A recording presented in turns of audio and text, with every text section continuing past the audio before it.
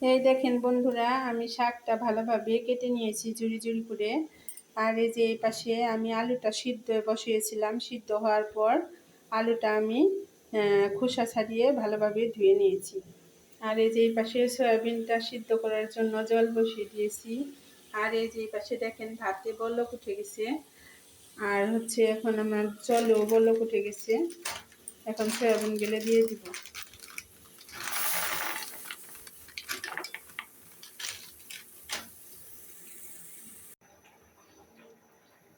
এই যে বন্ধুরা, সয়াবিনটা আমি ঠান্ডা জল দিয়ে ভালোভাবে ধুয়ে তারপর জলটা চিপড়ে বের করে নিয়েছি। এখন কিন্তু আমার সয়াবিনের ভিতরে কোনো রকমের জল নেই।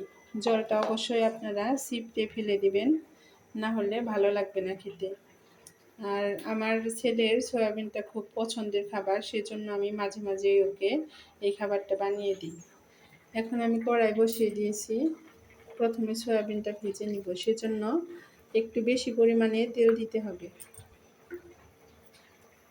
আমার হাতটা মনে হচ্ছে কাঁপতেছে, ঠান্ডা লাগছিল অতিরিক্ত, অ্যান্টিবায়োটিক খেয়েছি তো সেই জন্য মনে হয় আমার শরীরটা দুর্বল হয়ে গেছে অনেকটা।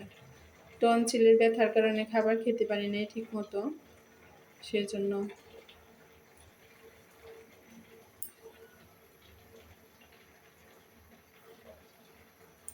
এখন দিয়ে দিব তেলের উপরে পরিমাণ মতো লবণ। লবণ দিলে কি হয়, লবণ দিলে সয়াবিনটা ভাজি করার সময় কড়াইয়ে লেগে যাবে না, কারণ আমি এই কড়াইয়ে আলুটাও সিদ্ধ করে নিয়েছি। সেজন্য আমি একটু তেলের উপর লবণ দিয়ে দিলাম। লবণ দেওয়ার পর এভাবে ভালোভাবে মিশিয়ে নেবেন চারপাশে।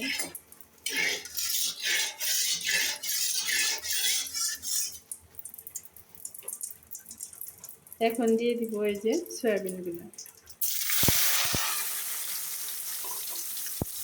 লবণটা যেহেতু আমি আগে দিয়ে দিয়েছি, এখন আর লবণ দিব না।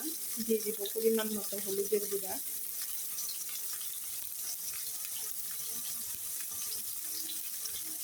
মরিচের গুঁড়া।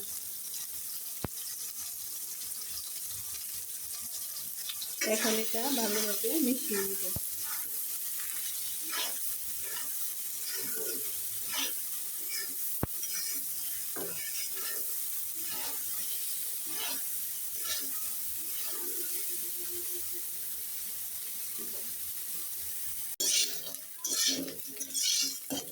এই দেখেন বন্ধুরা, আমি সয়াবিনটা ভালোভাবে ভেজে নিয়েছি।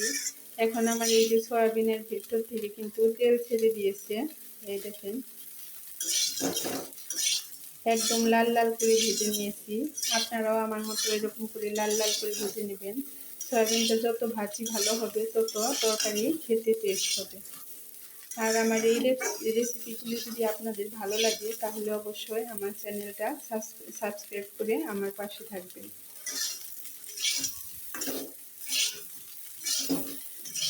একটা লাইক করে দিবেন, কমেন্ট করবেন। আর যদি ভালো লাগে তাহলে ভিডিওটা বেশি বেশি শেয়ার করবেন।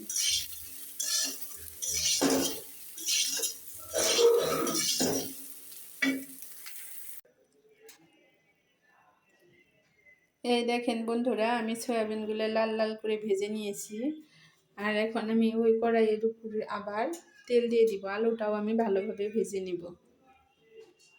একটু ভালো করে খেতে গেলে কষ্ট তো করতেই হবে।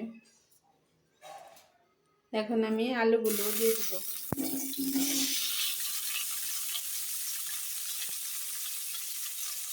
আলুর উপর দিয়ে দিব সামান্য পরিমাণে হলুদের গুঁড়া, পরিমাণ মতো লবণ।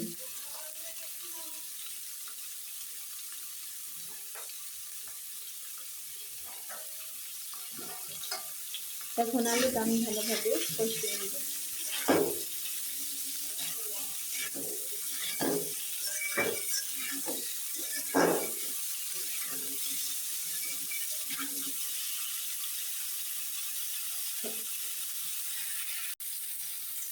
একটা জিনিস আমি মিস করে ফেলেছি বন্ধুরা, এটা যেহেতু সিদ্ধ এবং আমি ভালোভাবে ভেজে নিতেছি, সেজন্য ফোড়নটা আমি একেবারে দিয়ে দিব, পরে দিব না। এখন এই যে ফোড়নের জন্য জিরা রাঁধুনি সব কিনে নিয়েছি। ফোড়নটাও দিয়ে দিলাম।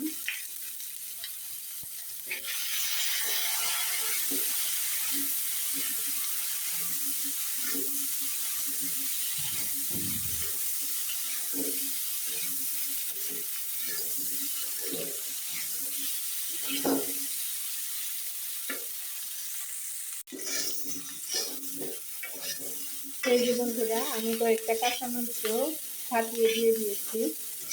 আলুটা আমার লাল লাল করে এই যে ভাজি ভাজি করা হয়ে গেছে। এখানে দুপুরে দিয়ে দিব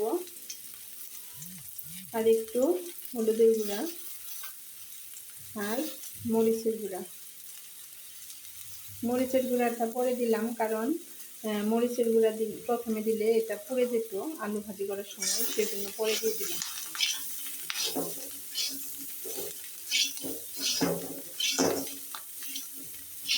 এখন আর বেশি ভাজি করবো না, না হলে মশলাটা পুড়ে যাবে। এখন পরিমাণ মতো জল দিয়ে দিব।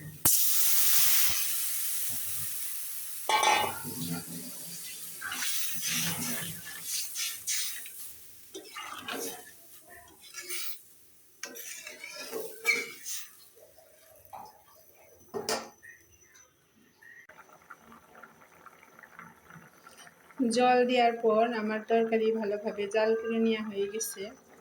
এখন আমি যে আগে থেকে যে সয়াবিনগুলো ভেজে রেখেছিলাম, সয়াবিনগুলো দিয়ে দিব।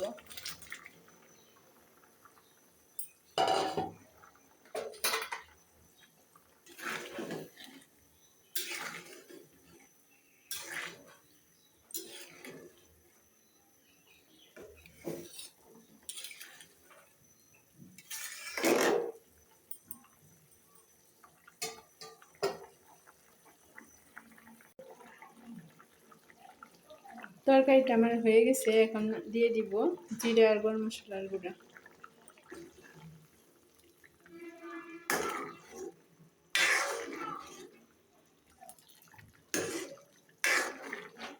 আর বেশি জাল করে নিব না, এটা আমার ভাজা মশলার গুঁড়া। এটা দেওয়ার পর বেশি জাল দেওয়ার দরকার নেই। কাঁচা মশলা ব্যবহার করলে অবশ্যই একটু জাল করে নেবেন। আমি এখন তরকারিটা নামিয়ে নেব। এই যে বন্ধুরা, আমার সয়াবিনের তরকারি রান্না করা হয়ে গেছে। আমি এটা নামিয়ে নিয়েছি। আর এখন এই যে শাকটা ভাজি করে নেব, সেজন্য আমি প্রথমে কড়াইটা বসিয়ে দিয়েছি। কড়াই আমার গরম হয়েছে। এখন আমি শাকগুলো দিয়ে দিব। প্রথমে কিন্তু আমি তেল দিইনি, তেল দিবেও না। প্রথমে শাকটা এমনিতেই দিয়ে দিব।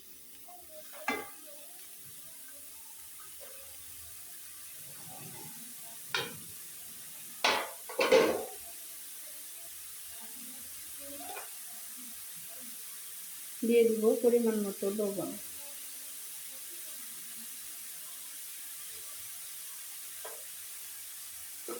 এখন লবণ আর শাক ভালোভাবে মিশিয়ে নেব।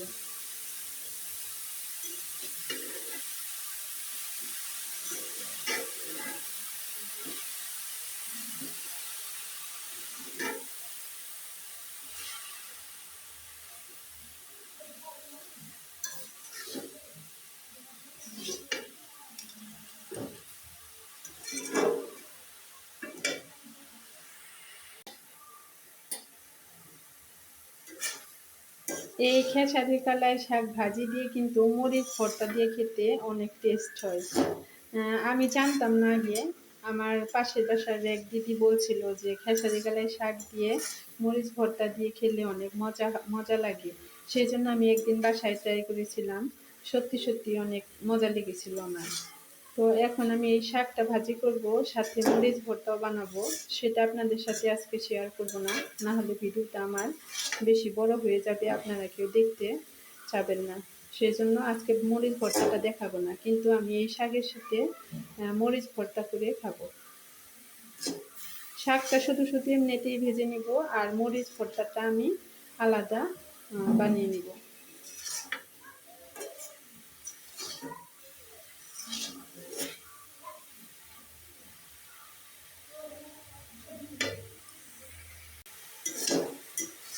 আমার শাকের ভিতর যে জল ছিল, জলটা তো শুকিয়ে গেছে। এখন আমি তেল দিয়ে দিব।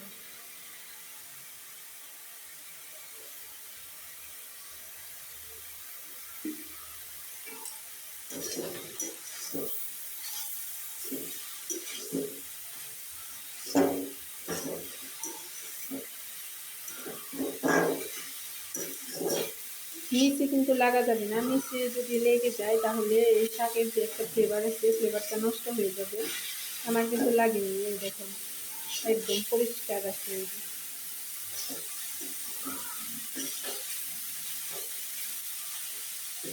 আর বেশি জাল দিলেও শাকের যে কালার আছে সে কালারটা নষ্ট হয়ে যাবে, হলুদ হলুদ হয়ে যাবে, ভালো লাগবে না। এখন এই যে আদা যে ছেঁচে নিয়েছিলাম আদাটাও দিয়ে দিব।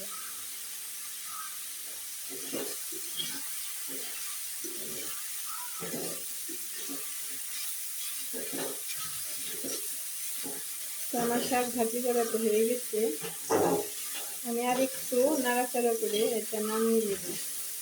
নামানোর পর আপনাদেরকে দেখাচ্ছি।